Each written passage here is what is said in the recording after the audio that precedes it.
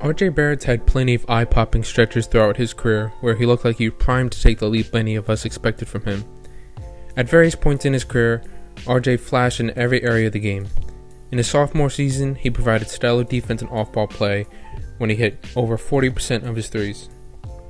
He's had bouts of smart, impactful playmaking like his playoff run last year, where he used his rim pressure to consistently collapse Cleveland and Miami's defense. He had stretches in New York of finishing at a high level and not just getting there. However, RJ was never able to put the full package of all these skills together at the same time in New York. He's not a drastically different or more skilled player in Toronto, but this new style of play has been his most sustainable yet. His basic stats haven't seen a massive increase. This is about a huge efficiency jump for RJ. He's shooting over 7% better from 3, 8% better true shooting, and 13% better effective field goal percentage. This run also isn't fueled purely by a hot stretch as a jump shooter. RJ is shooting better from 3 in Toronto, but his real growth is his efficiency as a driver.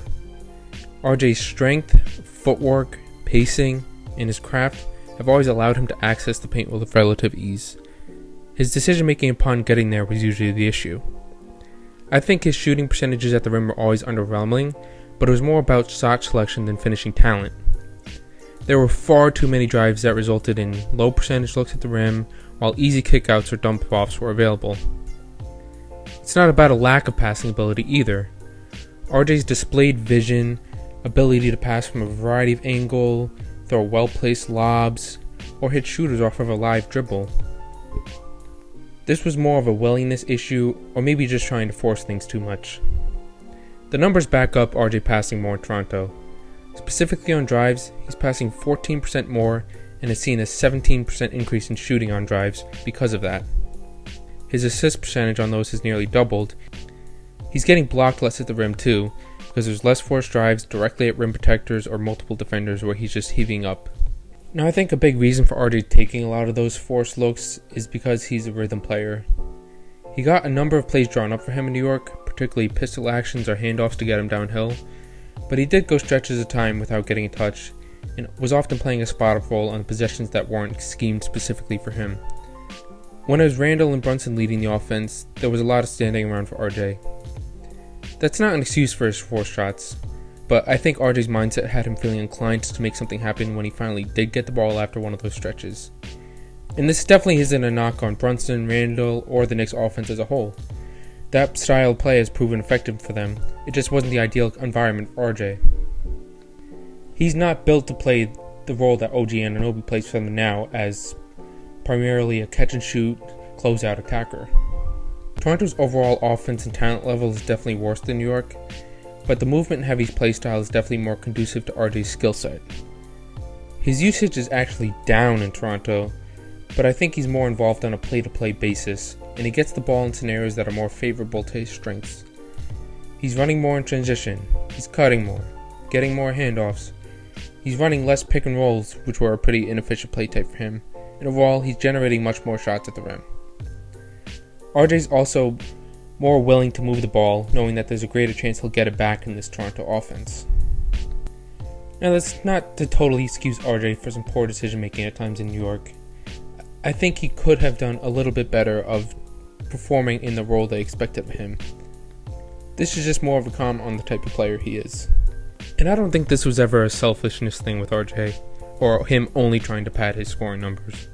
RJ has always been super supportive of teammates, played hard, and he clearly has a competitive fire to him. The forced plays appeared more to be in that Westbrook category of trying to do whatever you can to win, but sometimes forcing it at the expense of the team. I think RJ's been learning that he's at his best when he just lets the game come to him and makes plays within the flow of the offense. Just keep the game easy and do the simple things consistently. I think the biggest thing with him has always just been decision making on drives. Just eliminating the low percentage plays in his game does wonders for his efficiency. We've already seen this play style in Toronto making his life easier. He's over doubled his points per game on cuts. He's scoring 16% of his points more in the paint.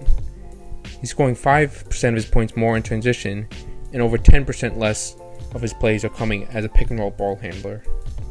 As a result of this, his rim frequency is up 15%, his rim field goal percentage is up 13%, and like I said earlier, his overall efficiency is up over 8%. I think RJ is a prime example of why usage can be misleading. He got plenty of shots in New York, but that doesn't mean it was an environment conducive to his success.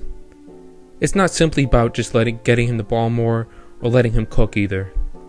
It's about getting him out in transition more, frequently catching the ball with a head of steam so he can use his strength and momentum, opening driving lanes for him. This isn't some massive skill leap, it's just the utilization of his skills as well as RJ's own reading of the game improving. He might not shoot 40+% from 3 moving forward, but he will shoot much better from the free throw line, and I think his efficiency at the rim is sustainable for once, given how much easier his shots at the rim are. Over 18% more of his shots at the rim are assisted. There's generally more space for him to work with. Toronto has bigs like Kelly Olynyk who can stretch the floor a bit, pick and pop, or pass from the elbow to find RJ on cuts. Having the big stationed further from the basket and not in the dunker spot gives RJ extra space to operate on those drives. That's not a dig at New York's bigs, but it definitely does help RJ a bit. This new play style has transformed RJ from the inconsistent, inefficient third ball handler role he was playing in New York to an efficient second or third option who scores both on or off the ball and doesn't need it to be effective. This type of wing who can give you decent to plus defense across a few positions, provides a ton of rim pressure to create open threes for his teammates, solid shooting, closeout attacking, and great cutting and transition play is a very valuable player. Some of the criticism he received in New York was definitely fair, but I think people were too early to write off a 23-year-old that could clearly benefit from a change of scenery.